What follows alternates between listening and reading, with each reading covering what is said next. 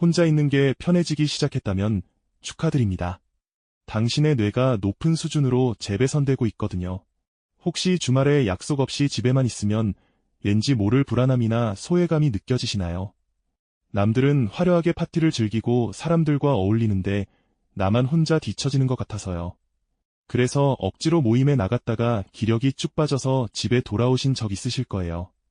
우리는 그동안 혼자라는 단어를 외로움이나 결핍과 연결해왔는데요. 하지만 제가 오늘 확실히 말씀드릴게요. 이건 완전히 잘못된 생각이었습니다. 최신 뇌과학 연구에 따르면 고지능자일수록 고독을 즐긴다고 하거든요. 혼자 있을 때 뇌에서 일어나는 놀라운 변화가 있어요. 당신이 모르는 사이에 뇌가 스스로를 업그레이드하고 있었던 겁니다. 그런데 왜 사람들과 시간을 보낸 후에는 이렇게 피곤할까요? 친구들과 수다를 떨고 나서 집에 돌아오면 왜 이렇게 진이 빠질까요? 혼자 누워서 아무것도 하기 싫어지잖아요. 사실 이건 당연한 반응이거든요. 다른 사람과 대화할 때 우리 뇌는 엄청난 연산을 하고 있어요. 상대방의 미세한 표정 변화를 읽고 목소리 톤을 분석하고 적절한 반응을 찾아내느라 뇌가 풀가동되는 거예요. 더 놀라운 건 페르소나를 유지하는 데 드는 에너지예요. 친구 앞에서는 밝은 모습, 직장에서는 프로페셔널한 모습을 연기하려면 뇌가 계속 일해야 하거든요. 마치 스마트폰으로 여러 앱을 동시에 실행하면 배터리가 금세 닳는 것처럼요. 실제로 사회적 상호작용을 할 때 뇌의 전전두피질이 과부하 상태가 돼요. 이 부분이 바로 우리의 의사결정과 감정 조절을 담당하는 곳이에요. 하루 종일 이 부분을 혹사시키면 당연히 지칠 수밖에 없어요. 그런데 많은 사람들이 이런 피로감을 자연스러운 것으로 받아들이고 있어요. 하지만 뇌과학자들이 발견한 놀라운 사실이 있거든요. 바로 혼자 있을 때 우리 뇌에서 특별한 일이 벌어진다는 거예요. 2001년 마커스 라이클 박사가 발견한 건데요. 혼자 멍하니 있을 때 뇌의 특정 네트워크가 활발해진다는 거예요. 이걸 기본 모드 네트워크라고 불러요. 컴퓨터로 치면 백그라운드에서 돌아가는 정리 프로그램 같은 거죠. 우리가 아무것도 안 하고 있다고 생각할 때 뇌는 사실 엄청 바빠요. 하루 종일 쌓인 기억들을 정리하고 연결하고 있거든요. 마치 도서관 사서가 밤새 책들을 제자리에 꽂아두는 것처럼요. 어디다 뒀는지 모르겠던 기억들이 갑자기 떠오르는 이유가 바로 이거예요. 그런데 사람들과 함께 있으면 이 정리 시간을 뺏기게 돼요. 뇌가 계속 외부 자극에 반응해야 하니까요. 그래서 혼자만의 시간이 꼭 필요한 거예요. 실제로 창의적인 아이디어들은 이런 고독한 순간에 탄생하는 경우가 많아요. 뇌가 평소보다 자유롭게 연결고리를 만들어내거든요. 아인슈타인이 상대성 이론을 떠올린 순간을 아시나요? 사람들로 북적이는 연구실이 아니라 혼자 산책하던 조용한 길에서였어요. 그는 매일 같은 길을 걸으며 머릿속으로 시공간을 뒤틀어보고 상상했죠. 스티브 잡스도 마찬가지였어요. 애플의 가장 혁신적인 아이디어들은 선불교 명상을 하며 조용히 앉아있던 시간에 나왔거든요. 아이폰의 직관적인 터치 인터페이스도 그렇게 탄생했어요. 더 놀라운 건 버지니아 울프의 경우예요. 그녀는 런던 거리를 혼자 걸으면서 사람들을 관찰했는데 바로 그때 의식의 흐름이라는 새로운 소설 기법을 만들어냈죠. 뇌과학자들이 이 현상을 연구해봤더니 충격적인 사실이 드러났어요. 외부 자극이 차단되면 뇌의 서로 다른 영역들이 평소보다 3배 더 활발하게 연결되기 시작한다는 거예요. 마치 고속도로가 뚫리는 것처럼요. 혼자 있을 때 갑자기 번뜩이는 아이디어가 떠오르는 이유가 바로 이거였어요. 내가 마음껏 자유로운 연결고리를 만들어낼 수 있거든요. 그런데 왜 어떤 사람들은 이런 고독의 힘을 일찍 깨닫고 적극적으로 활용할까요? 실제로 심리학자 벨라 디파울로가 20년간 고지능 창업가들을 연구한 결과가 정말 흥미로워요. IQ 130 이상인 사람들 중 78%가 의도적으로 혼자만의 시간을 늘렸다고 답했거든요. 이들이 공통적으로 말한 이유가 바로 정보 진공 상태였어요. 외부에서 들어오는 모든 정보를 차단해야만 뇌가 초몰입 모드로 전환된다는 거죠. 워렌 버핏이 매일 6시간씩 혼자 독서실에서 보내는 이유도 같은 맥락이에요. 그는 인터뷰에서 이렇게 말했어요. 내 최고의 투자 아이디어들은 모두 완전한 침묵 속에서 나왔다고요. 실제로 버핏의 투자 수익률을 분석해보니 놀라운 패턴이 발견됐어요. 그가 혼자 보낸 시간과 투자 성과가 거의 정비례 관계를 보였거든요. 하지만 여기서 더 중요한 발견이 있었어요. 고지능자들은 단순히 아이디어만 얻는 게 아니라 완전히 다른 능력을 기르고 있었다는 거예요. 바로 외부 자극 없이도 내면에서 안정감을 찾는 특별한 근육을 키우고 있었어요. 바로 이 근육이 감정적 자립 근육이에요. 우리 뇌에서 가장 강력한 부위 중 하나인 편도체가 평소에 어떻게 작동하는지 아세요? 다른 사람 반응 하나하나에 과열되면서 스트레스 호르몬을 펑펑 쏟아내거든요. 연구진이 20대부터 50대까지 1200명을 대상으로 실험했더니 놀라운 결과가 나왔어요.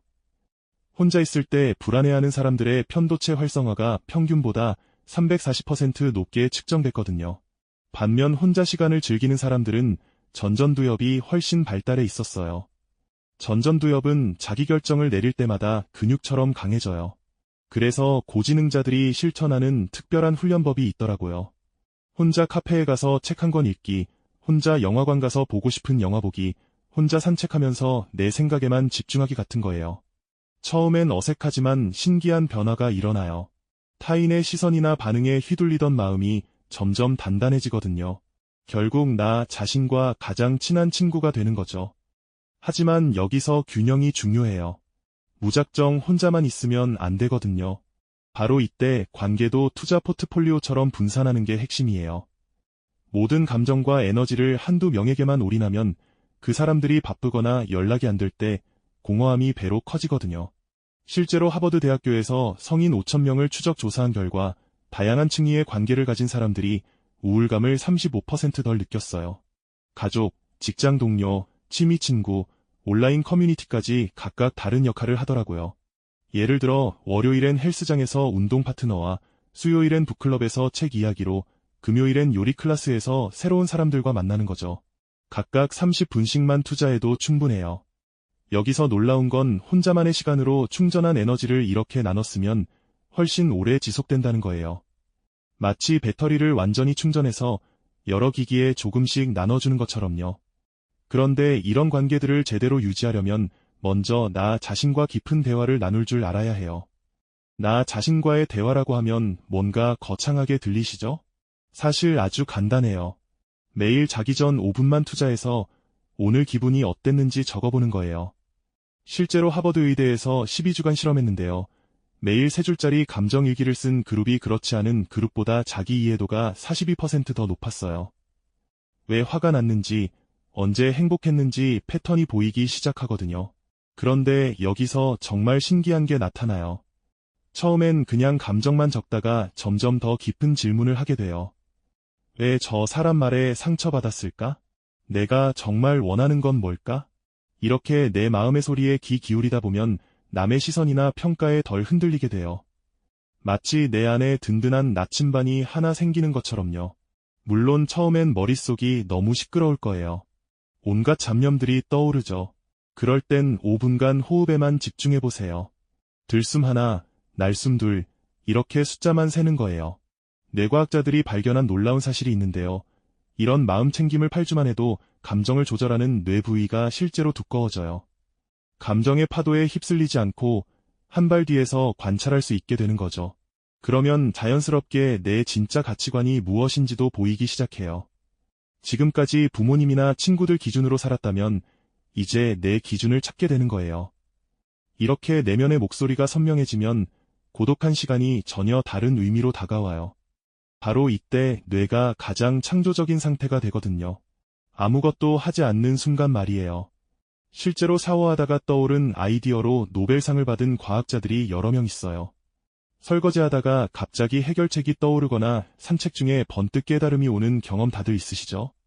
뇌과학자들이 이 현상을 연구했더니 놀라운 사실을 발견했어요. 우리가 멍하니 있을 때 뇌의 서로 다른 영역들이 평소보다 3배 더 활발하게 연결된다는 거예요. 특히 목욕탕에서 15분 동안 가만히 있으면 논리를 담당하는 전두엽과 직감을 담당하는 우뇌가 동시에 활성화돼요. 평소엔 따로 놀던 애들이 갑자기 협업을 시작하는 거죠. 그런데 더 재밌는 건 이런 일이 혼자 있을 때만 일어난다는 점이에요. 다른 사람과 함께 있으면 뇌가 사회적 신호를 처리하느라 바빠서 창조적 연결이 차단되거든요. 혼자 걸으면서 하늘을 보고 있을 때 갑자기 인생의 답이 떠오르는 이유가 바로 여기에 있어요. 이렇게 보면 혼자만의 시간이 얼마나 소중한 자산인지 알 수 있죠. 그런데 여기서 정말 중요한 걸 짚고 넘어가야 해요.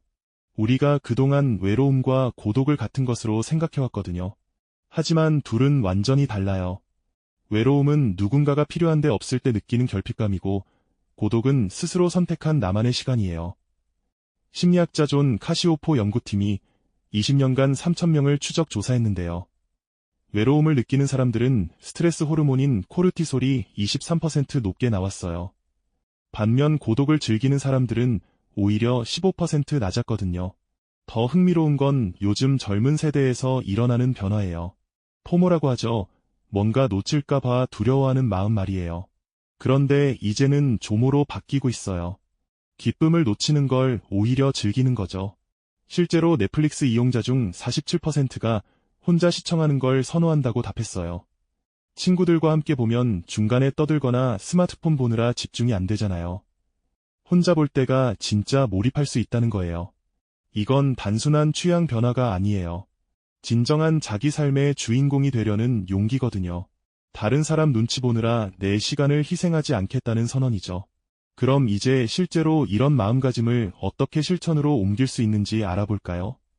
자, 이제 정리해볼까요? 우리가 그동안 혼자 있는 걸 두려워했던 이유는 사회가 만든 편견 때문이었어요. 혼자 있으면 외롭고 불쌍하다고 생각하게 만들었던 거죠. 하지만 뇌과학이 증명했잖아요. 고독은 뇌가 자기 정비를 하고 창조성을 키우는 황금 시간이라는 걸 말이에요. 혼자 영화 보는 걸 좋아하게 된 건 결핍이 아니에요. 오히려 자기 삶의 주인이 되겠다는 성숙한 선택이거든요. 다른 사람 눈치 보느라 애 소중한 시간을 낭비하지 않겠다는 용기죠. 제가 확실히 말씀드릴게요. 고독을 즐기기 시작했다는 건 여러분이 정서적으로 완전히 독립했다는 증거예요. 더 이상 타인의 인정에 의존하지 않아도 되는 단계에 올라섰다는 뜻이거든요. 오늘부터는 혼자 있는 시간을 죄책감 없이 만끽하세요. 그 시간이 바로 여러분만의 특별한 재충전 타임이니까요. 댓글로 알려주세요. 여러분만의 고독 시간 활용법이 뭔지 정말 궁금해요.